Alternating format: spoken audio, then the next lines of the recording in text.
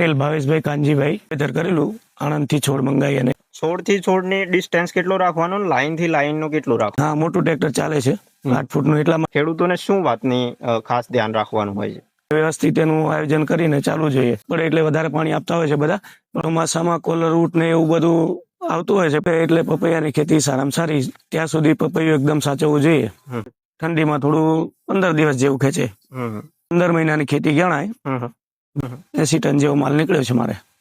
હોય છે કે સારો ભાવ સ્ટાર્ટિંગમાં મળે અને પછી ફેબ્રુઆરીમાં મળે.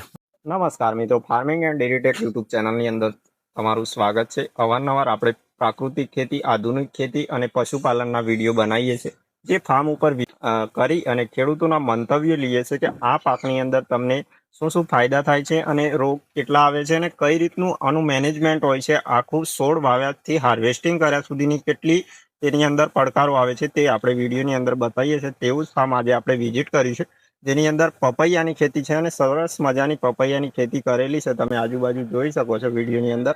તો આ ખેડૂત પાસે આપણે માહિતી લેવાની છે કે કઈ રીતે આનું રોપથી માંડી અને હાર્વેસ્ટિંગ સુધી કેટલી મહેનત અને શું શું ધ્યાન રાખવું પડે. મારું નામ પટેલ ભાવેશભાઈ કાનજીભાઈ, દોલપુર કંપા, મોડાસા. મેં આ પપૈયાની ખેતી 25/3 વાવેતર કરેલું આણંદથી છોડ મંગાવી અને એનામાં 30 થી 40 હજાર રૂપિયાનો ખર્ચો લાગેલો. અને અત્યારે સારું જ છે. બજાર ભાવ થોડા વધઘટ થયા રાખે છે, પણ સારું છે એમ. ખેડૂત મિત્રોને એ જણાવો કે આ પાકની વાવણી કયા મહિનાની અંદર કરવાની હોય ખાસ? 25/3 માર્ચ મહિનામાં કરતા હોય છે જનરલી. છોડ થી છોડ ની ડિસ્ટન્સ કેટલો રાખવાનો, લાઈન થી લાઈન નું કેટલું રાખવાનું? મારે આ પ્લાન્ટમાં 8 ફૂટની દૂરી છે અને 2 છોડ વચ્ચે 6 ફૂટનું દૂર રાખી છે, અંતર રાખ્યું છે. 2 લાઈન વચ્ચે 8 ફૂટ. તો અંદર મોટું ટ્રેક્ટર ચાલી શકે છે? હા, મોટું ટ્રેક્ટર ચાલે છે. 8 ફૂટનું એટલા માટે જ રાખ્યું છે. તો આ શરૂઆતના ફેઝની અંદર ખેડૂતોને શું વાતની ખાસ ધ્યાન રાખવાનું હોય છે? બસ ઉનાળાના પાણી વધારે મૂકવાથી છોડ જતા રહે છે. કંટ્રોલમાં પાણી મૂકવું જોઈએ અને વ્યવસ્થિત એનું આયોજન કરીને ચાલવું જોઈએ, તો પ્લાન્ટ ટકી રહે છે ઉનાળામાં. નિંદામણ કમ્પ્લીટ ચોખ્ખું રાખવું જોઈએ. નિંદામણમાં તમે મલ્ચિંગ કરો છો કે પછી? ના ના, મલ્ચિંગ નથી કરતા, હાથથી જ નિંદામણ કરીએ છીએ. દવાનો ઉપયોગ નથી કરતા. તો પિયતની વાત કરી તમે, વધારે પિયત આપવાથી છોડના નુકસાન થાય છે, તો લગભગ તમારે ડ્રીપ જેવું લાગે છે કે તમે ડ્રીપ થી જ આપો છો પછી? ના ના, ડ્રીપ થી જ આપીએ છીએ અને ડ્રીપમાં પણ વધારે પાણી આપી દેતા. ઉનાળાના તાપ પડે એટલે વધારે પાણી આપતા હોય છે બધા, પણ કંટ્રોલ થી પાણી આપવું જોઈએ. ત્યાર પછી ઉનાળા પછી ચોમાસું આવે છે, તે સમયની અંદર કેવા પડકારો આવે છે? ચોમાસામાં કોલર રૂટ ને એવું બધું આવતું હોય છે પપૈયાની અંદર. થકમકો વારો લાગે એવું, વધારે પડતો વરસાદ થાય, ડબલ વાતાવરણ થાય એટલે એના માટે નીચે પેસ્ટ લગાડવાનું હોય છે. એ પણ ધ્યાન રાખીને લગાડવું જોઈએ. ખેડૂત જ્યારે પપૈયાની વાવણી કરે ત્યાર પછી કેટલા સમય પછી ખેડૂતને એમ થાય કે હવે પપૈયાના નુકસાન ના થાય અને રોગ પ્રતિકારક શક્તિ સારી થઈ? ભાદરવો મહિનો જતો રહે એટલે પપૈયાની ખેતી સારામાં સારી. ત્યાં સુધી પપૈયું એકદમ સાચવવું જોઈએ. તમે ભાદરવાની વાત કરી, તો લગાયા પછી કેટલા મહિના પછી તમને ફળ આપવાનું શરૂ કરે છે પપૈયું?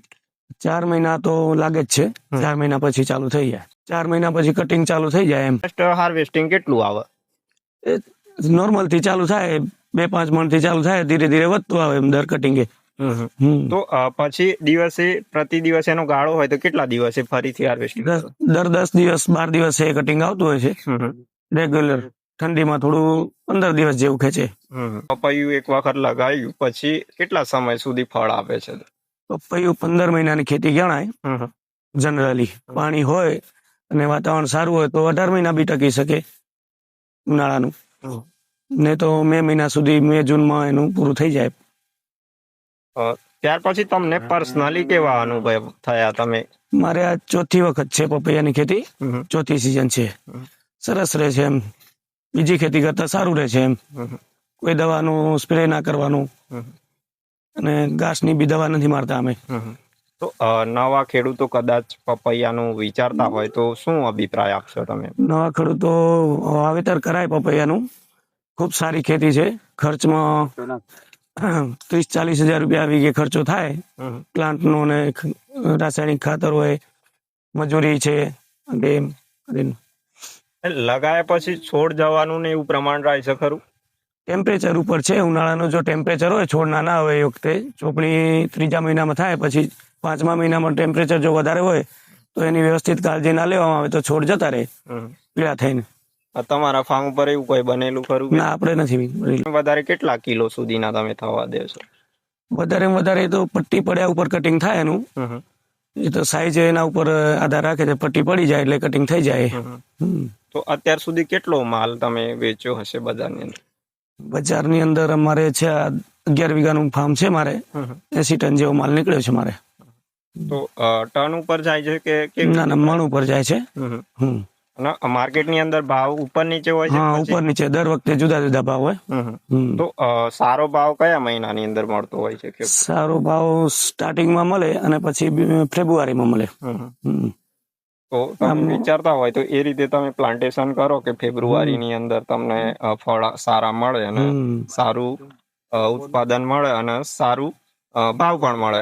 મુખ્ય વસ્તુ શું છે, તમે સારું ઉત્પાદન તો કરી શકો પણ માર્કેટની તમને સમજણ ના હોય ખેતીની અંદર, તો માર્કેટમાં લઈને જો તમે સારું ઉત્પાદન કર્યું હોય, 2 ગાડી તમે એમ કીધું જે રીતે માલ તમે તૈયાર કર્યો હોય અને ભાવ જ ના હોય તો કોઈ મતલબ વગરનું થાય. તો તમે એ રીતે પ્લાન્ટેશન કરો કે જે રીતે ફેબ્રુઆરીની આસપાસ તમારો પ્લાન્ટની અંદરથી ફ્રૂટ તૈયાર થાય અને બજારની અંદર જાય અને સારો એવો ભાવ મળે.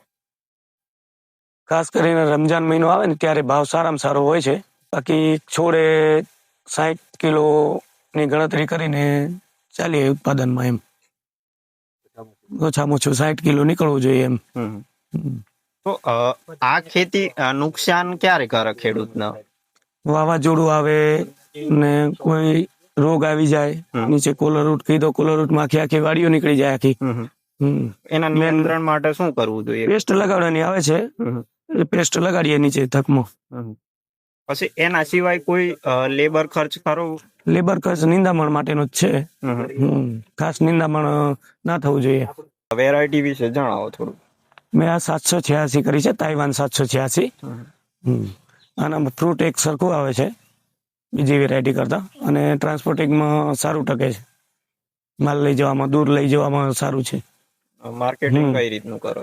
માર્કેટિંગ અહીંયા ઘર બેઠે વેપારી આવે છે, દિલ્હી પંજાબની ગાડી પર આવે છે. તો આ તો પપૈયાના ફાર્મનો વિડીયો. તમે જો પપૈયાની ખેતી કરવા માંગતા હોય તો આ માહિતી તમને ખેતી કરવી હોય તો પહેલા તો તમારી પાસે પાયાની માહિતી હોવી જોઈએ, કારણ કે શું પડકારો આવે છે ખેતીની અંદર તે બધું જાણવું જરૂરી છે. કારણ કે અત્યારે કોમ્પિટિશન અને બજાર ભાવ, ખાતરના ભાવ સમજી લે, બિયારણના ભાવ સમજી લે, બહુ જ આસમાન છોઈ રહ્યા છે. અને માર્કેટમાં આપણે જ્યારે પણ પ્રોડક્ટ તૈયાર કરીએ ત્યારે સારા ભાવ નથી મળતા. એટલે તમે માહિતી અને નોલેજથી ખેતી કરશો તો કમસે કમ તમે નુકસાન તો ન જ કરો, એવું અમારું કહેવું છે. અને અમારું ચેનલનો મુખ્ય હેતુ પણ એવો જ છે કે ભાઈ ઓછા ખર્ચે સારું ખેતી અને સારું પશુપાલન ખેડૂતો કરી શકે.